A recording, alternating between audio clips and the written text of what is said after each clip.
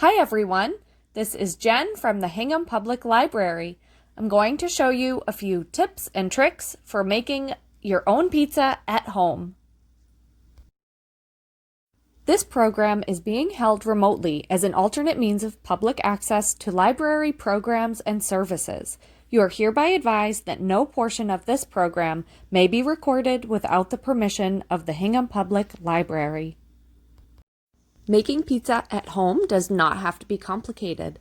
You can be really creative with the ingredients, or you can just make a basic cheese pizza. Either way, some of the ideas that I give you in this video are going to help you improve your pizza game.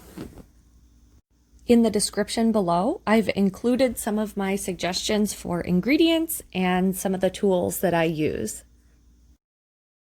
The first thing that you want to do is heat up your oven to 500 degrees and if you have a pizza stone, put it in the oven to preheat with the oven. While your oven is preheating, you want to prepare your toppings and also make a garlic oil by just putting minced garlic into olive oil. So this is my favorite brand of pizza dough. I get it at Stop and Shop. I used to use this when I worked at a pizza store in my hometown. And it's just a really yummy basic dough. You want to take the dough out and put it on a floured surface.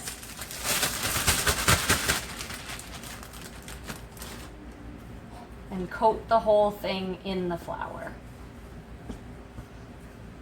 So you're going to start to feel air bubbles popping. Actually, I'm going to split this in two before I do that. So I'm going to make two pizzas with this. I like really thin pizza. If you want thick pizza, you can just do one dough from the pre-made dough. So we'll start with this one. So I'm going to work it into a circle, and while I'm pushing, I'm popping the bubbles. I had this out of the refrigerator for maybe 15 minutes.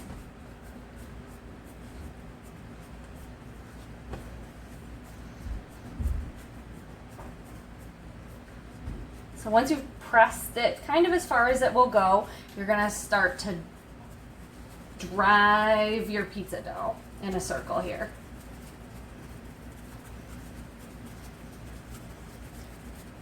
And you'll feel parts of it that are thicker and some that are thinner. Once it starts to really thin out, you want to flip it onto your hands. So you've got it like a steering wheel and you put it over your hands like this. So now I'm going to start stretching it out with my hands underneath, and I'm just gently pulling. And you'll feel it's kind of thin in the middle and thicker around the edges. This is where if you want to get fancy, you can start flipping it up in the air and dropping it on the floor. Hopefully not. But so now I'm going back to driving the dough like a steering wheel.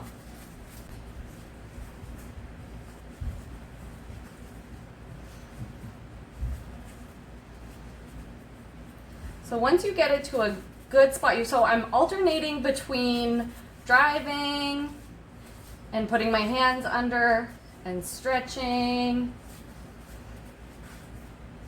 Once I get it to a good size, I'm going to take my pizza stone out of the oven and finish stretching it with the pizza stone ready to go. My oven is preheated, and I'm going to take the stone out.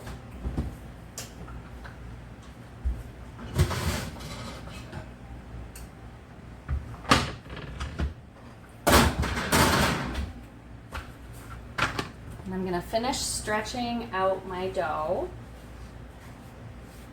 Because once it gets really thin, you're not going to be able to stop to take the stone out. You can do this on a cookie sheet too. I've just had this pizza stone forever, and it's amazing. And if you like pizza, it's well worth getting a pizza stone. All right, so So I've got it all stretched out, and I am going to drape it over the stone, and I'm stretching it out here. Now this stone is 500 degrees, so don't touch it.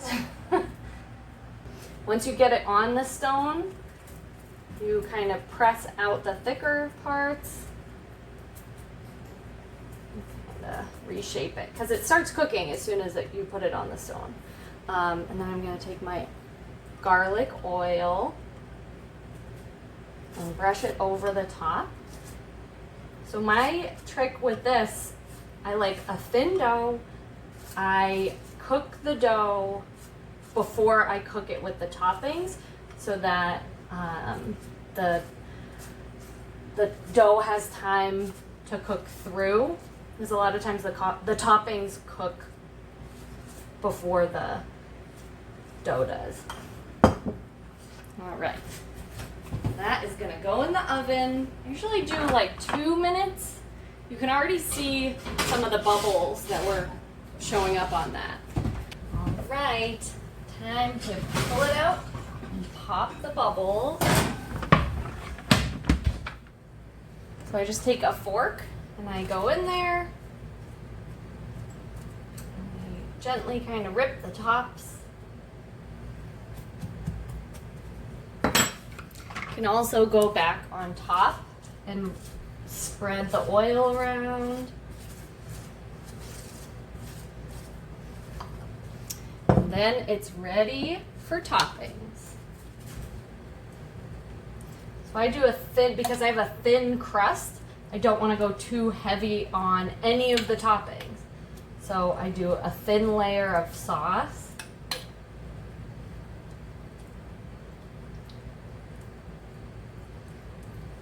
And sometimes I might feel adventurous and might make my own sauce, but I find that store-bought sauce works great on pizza.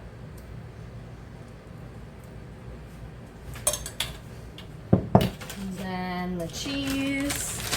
I just do a thin layer of cheese, and then I do some of the toppings, especially if I'm doing some kind of a green topping like spinach or arugula. That helps keep the leaves from burning up. And I'll do some mushrooms.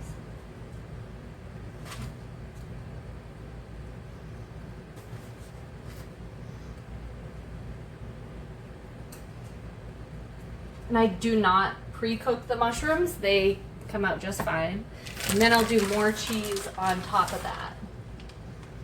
So again, this is what helps. If you have something green, this helps keep the green from burning. I kind of like to get on the crust. Get little cheesy bites. And that's gonna go back in the oven for about 7 minutes. I would watch it and just make sure that the cheese isn't getting too brown. All right, that pizza is done.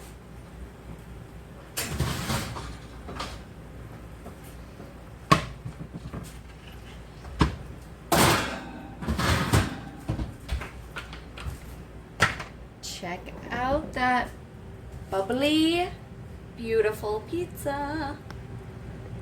I let it cool for about 2 minutes on the stone, and then I let it cool on the cutting board, and that's it. Pizza time! Thanks so much for watching. If you have any questions, please feel free to send me an email. This is Astronaut Approved Pizza.